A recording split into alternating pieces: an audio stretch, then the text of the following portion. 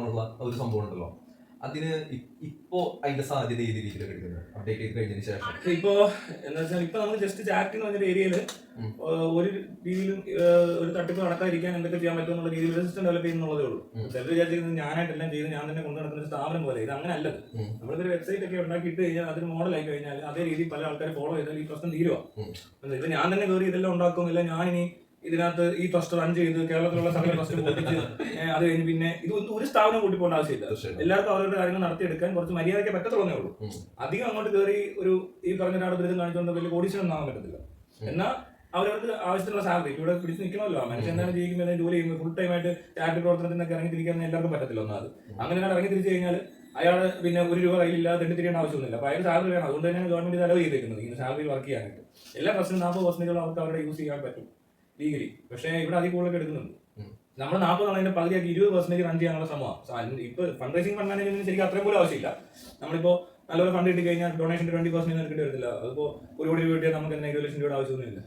ഇപ്പൊ ആരെങ്കിലും ഈ പറയുന്ന പോലെ ക്യാൻസർ ആണ്, ഈ പറഞ്ഞ പോലെയുള്ള അസുഖങ്ങളാണ്, കാര്യങ്ങളാണെന്നൊക്കെ പറഞ്ഞ് വിളിച്ചു കഴിഞ്ഞു കഴിഞ്ഞാൽ, അല്ലെങ്കിൽ ഈ പറഞ്ഞ പോലെയുള്ള ഒരു ഇൻഫർമേഷൻ കിട്ടി കഴിഞ്ഞു കഴിഞ്ഞാൽ നെക്സ്റ്റ് മൂവ്മെന്റ് ഏത് രീതിയിലായിരിക്കും? നമ്മൾ അവരുടെ മെഡിക്കൽ റിപ്പോർട്ട്സ് എടുക്കും, ലേറ്റസ്റ്റ് പെയ്ഡ് ബിൽസ് എടുക്കും, എന്തൊക്കെ മരുന്നാണ് മേടിച്ച് കഴിക്കുന്നത് നോക്കും. ഈ പേഷ്യന്റ് ആ മരുന്ന് മേടിച്ചു കൊടുക്കും, മരുന്നുകൾ മേടിച്ചു കൊടുക്കും. പിന്നെ തീരെ നിർത്തിയില്ലാത്തവരാണെന്ന് അവരുടെ പഞ്ചായത്ത് പ്രസിഡന്റോ മുനിസിപ്പൽ കൗൺസിലറോ ആരെങ്കിലും റെക്കമെൻഡേഷൻ ലെറ്ററിൽ അവരുടെ സീലൊക്കെ ഇട്ട് റെക്കമെൻഡ് ചെയ്യും. അവരോട് സംസാരിക്കും, നാട്ടുകാരോട് സംസാരിക്കും. പിന്നെ ഇവിടെ അവിടെ ചെന്ന് നമ്മുടെ ആൾക്കാർ വീഡിയോ ഒക്കെ റെക്കോർഡ് ചെയ്യണമല്ലോ, ഇതിനകത്ത് പോസ്റ്റ് ചെയ്യുന്ന. അപ്പോൾ വീഡിയോ ചെയ്യും.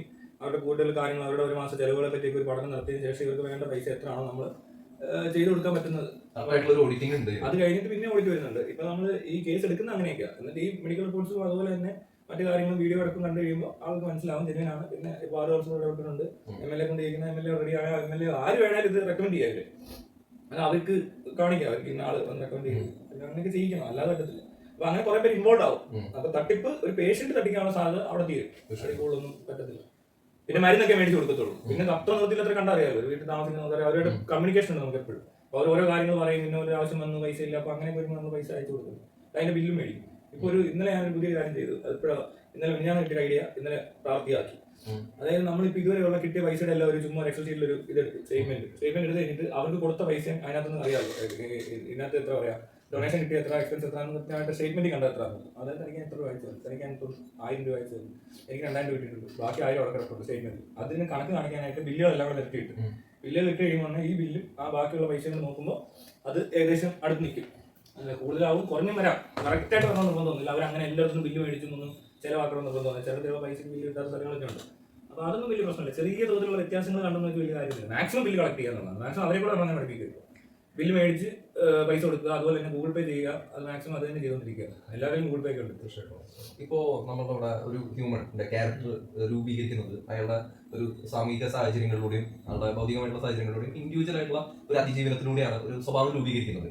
അപ്പോൾ ഇങ്ങനെയുള്ള ഒരു കാര്യത്തിൽ അജുബായിക്ക് എങ്ങനെയാണ് ഈ സോഷ്യൽ ഓറിയന്റഡ് ആയിട്ട് തിങ്ക് ചെയ്യാനായിട്ട്, അത് ചിലപ്പോൾ ഫാമിലിയാണ് ഏറ്റവും കൂടുതൽ ഇൻഫ്ലുവൻസ് ചെയ്തിട്ടുള്ളത്? അങ്ങനെ ഓരോ കൂട്ടരും പറയാൻ പറ്റത്തില്ല. ഇപ്പൊ ഫാമിലിയുടെ ഇൻഫ്ലുവൻസ് എങ്ങനെയാണെന്ന് എനിക്കറിയത്തില്ല. സോഷ്യൽ ഇൻഫ്ലുവൻസ് അതൊന്നും ആലോചിക്കാറുണ്ട്.